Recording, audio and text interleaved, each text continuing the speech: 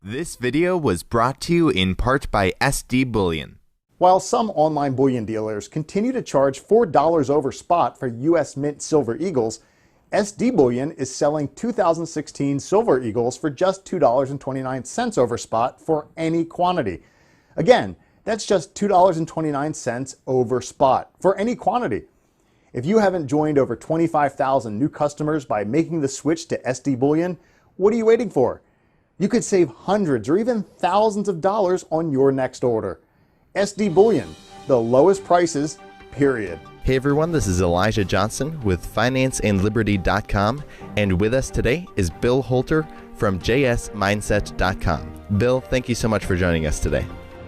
My pleasure, Elijah. All right, well, I'd first like to discuss about one of your most recent articles. You recently said that we are now on the verge of economic World War III. Did you want to expand on that? Well, yeah, as a matter of fact, since I wrote that, I think I wrote that last Tuesday or Wednesday, a week ago, we just saw the G20 summit. And the U.S. delegation, President Obama got to China and arrived to no stairway and a very rude welcoming. Basically, I mean, Ira Harris on CNBC, the way he put it was, the U.S. just got bitch slapped in China. So in the past, the Chinese have been very respectful and everything is held together, but it just looks at this point like the geopolitics are starting to fracture, and we know the U.S. is definitely in a weakened position. All you have to do is look at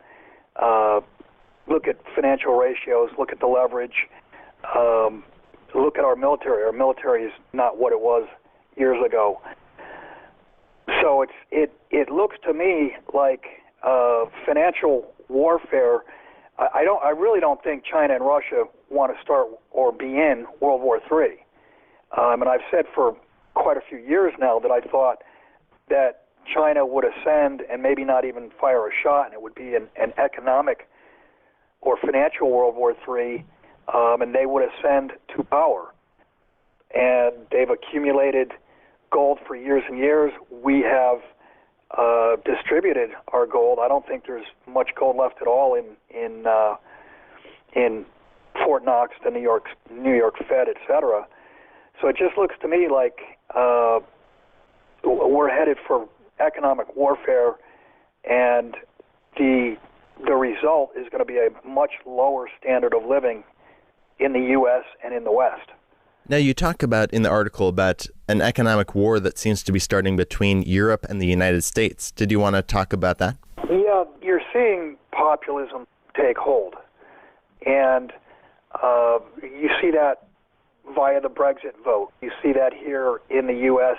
with Trump being popular. Europe looks like it may be fracturing even further. We've got a vote, I think, in October, an Italian referendum. Le Pen is saying that if elected, there will be a referendum in France. And it looks to me like Germany's really got to make a choice. They're going to have to make a choice between either staying with the West or turning east toward Russia and China. You also have Turkey is pivotal. Turkey is supposedly our ally, and it just, it looks like they're turning toward Russia. It just looks like things are breaking up, and it's like you said, or like I wrote, it's going to be financial warfare. It's going to be every man for himself, and generally what happens is they dump the losers. People that are on the fence will dump the loser, and the loser in this instance happens to be the West because of the financial leverage and the fiat currency itself. Now, I was wondering if we could discuss a little bit about the rigged system, because you talk about in the article how the rigged system, and you question whether the rigged system will survive the economic war. So did you want to explain a little bit about what do you mean by the rigged system, and if you think it'll survive the economic war? Well, first I kind of asked that as a rhetorical question because the rigged system in the West cannot survive the economic war because the economic war is going to be lost. Basically, what I was getting at is everything in the world today is rigged.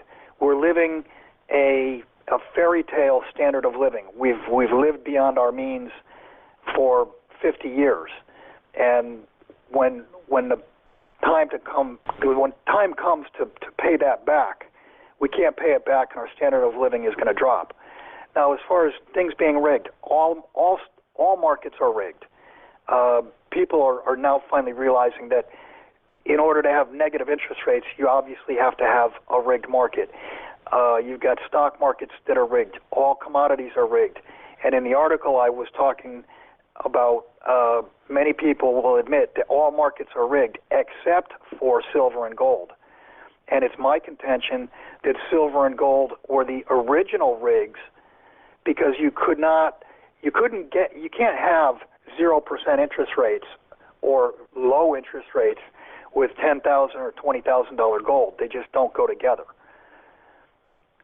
So in order to support the Treasury market, i.e. the borrowing ability of the U.S. Treasury, and to support the dollar, they've had to suppress the price of gold, and they had to suppress the price of silver because if silver was skyrocketing, then gold would catch on. So silver has been bashed over the head just because it's related to gold.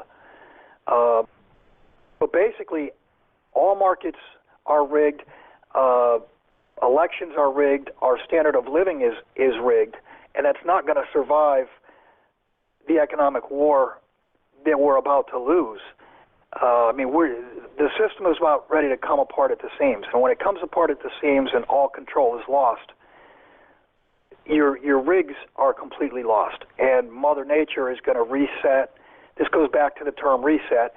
Mother Nature will reset asset values, pricings, etc., across the board. And that includes standard of livings, by the way.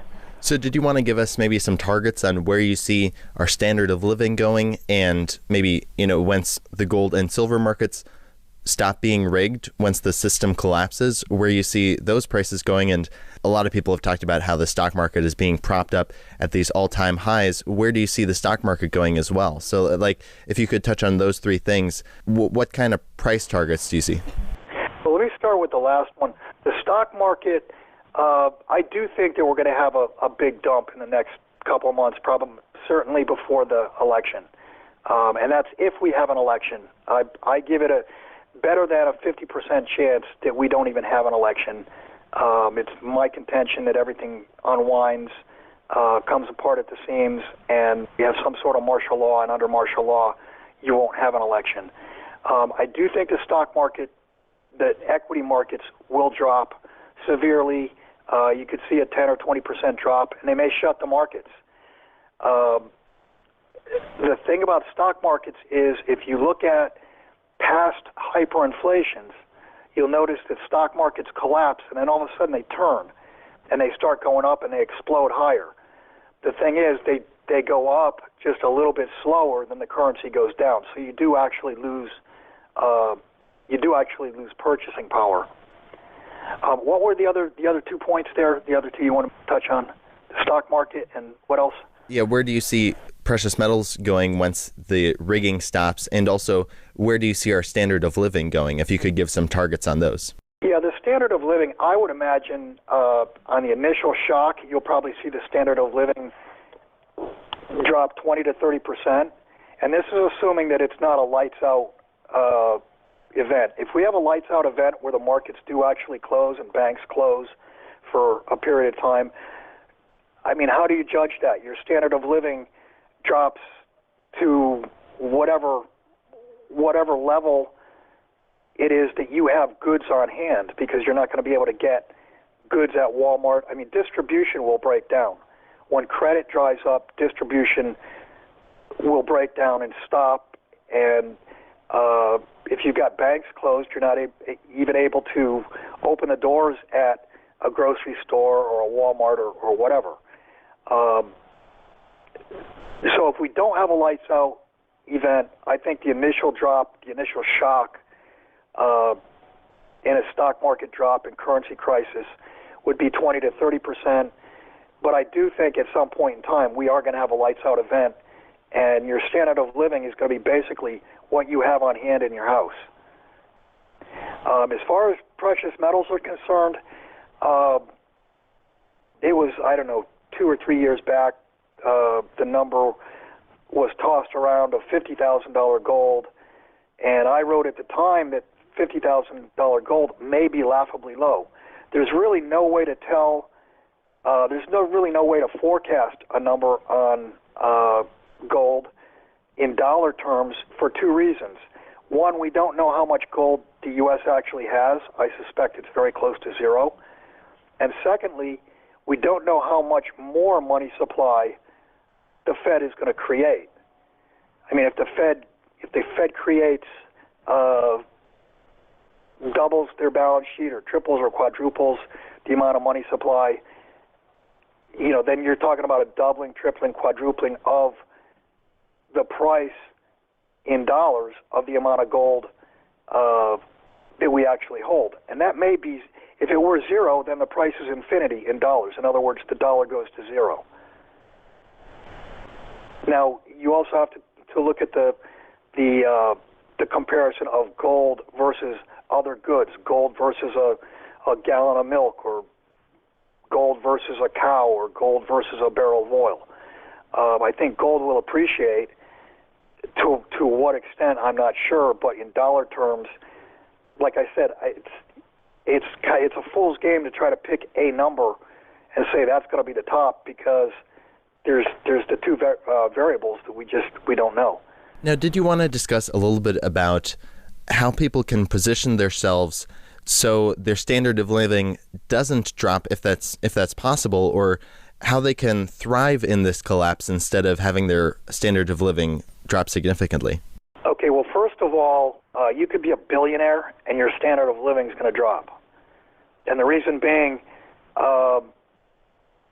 if you get a seizure in the system and you're a billionaire and you have a favorite restaurant, your favorite restaurant's not going to be open.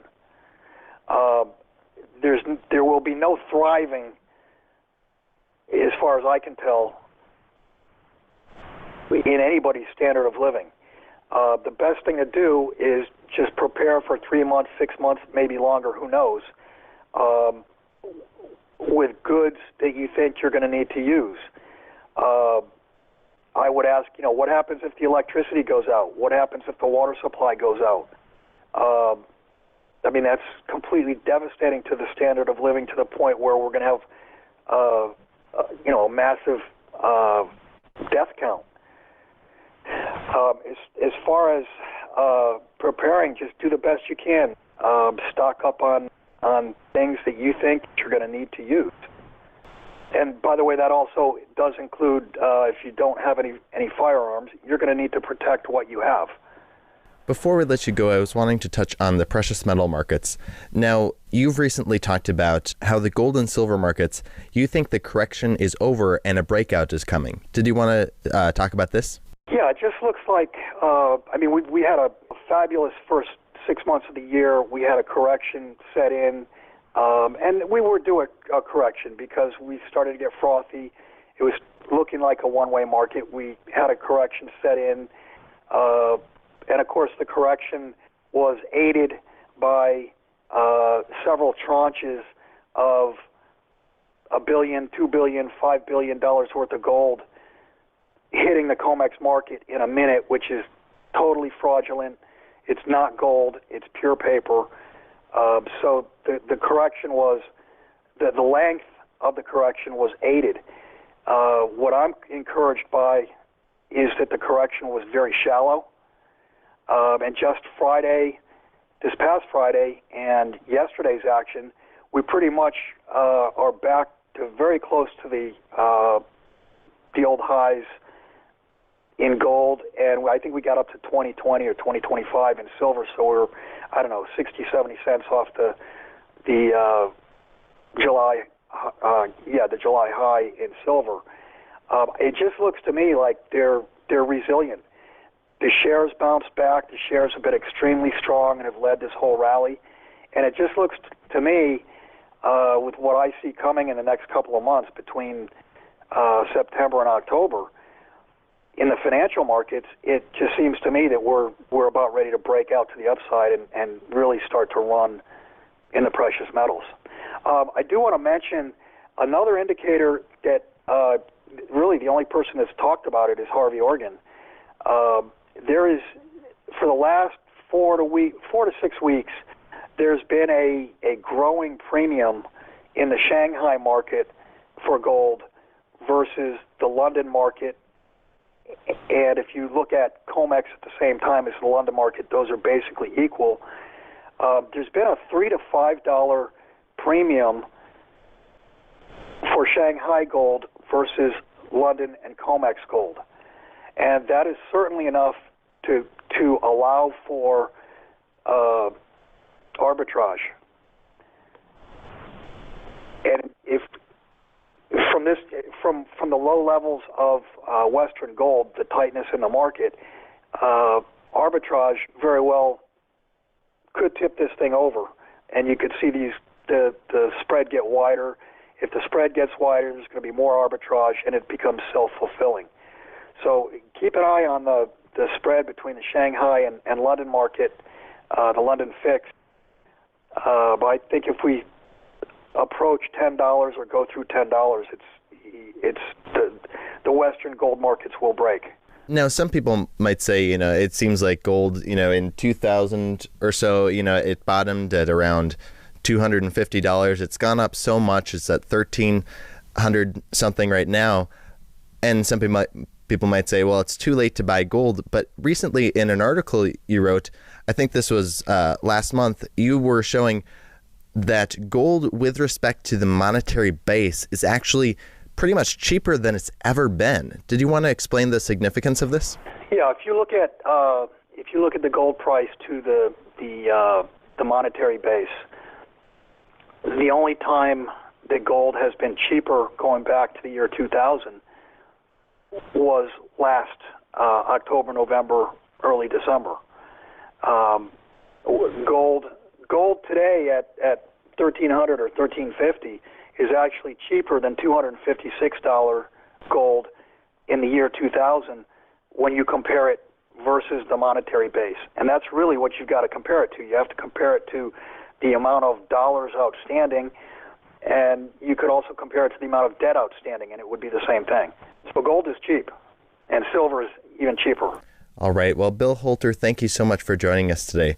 Before we let you go, are there any last thoughts you'd like to add, and where can our viewers find you online? You can find us at www.jsmindset. It's now a dual site. I try to write a couple of public articles, sometimes 3 public articles per month. Early in the spring, Jim Sinclair and I decided to move the site toward a subscription site. I write 2 to 3 articles per week. That's for subscribers. And then Jim and I do we do an interview of each other. It's really just a chat or talk about current events. Oftentimes we take subscriber questions. We'll go for half hour, 45 minutes once a week, record it, and we put that out for our subscribers. So if you are interested in reading my work, and I say this all the time, in the interviews, just listening to Jim once a week for 30 minutes to an hour, that's worth the price of subscription on its own. And it's very reasonable. It's $119 for the year. All right. Bill Holter, once again, thank you so much for your time today. Thank you, Elijah. My pleasure. This video was brought to you in part by ReluctantPreppers.com. Click here to watch Reluctant Prepper's latest interview with Brad Harris, founder of FullSpectrumSurvival.com. Where will your family members go in an emergency? Does your family have coordinated and staged plans to get home and evacuate? If severe weather hits while you're at work and your kids are at school, how will you all get home safely? What if there's trouble in your town, your travel route, or neighborhood, and it's not safe to go home? Does your family know how to get to the right meeting place? Brad Harris, emergency newsfeed analyst and founder of FullSpectrumSurvival.com, joins reluctant preppers and reveals how to develop a robust, multi-tiered, and field-tested plan to keep you and your family on the same page in a crisis, even when communication is cut off. Start planning your vital get-home and evacuation plans today.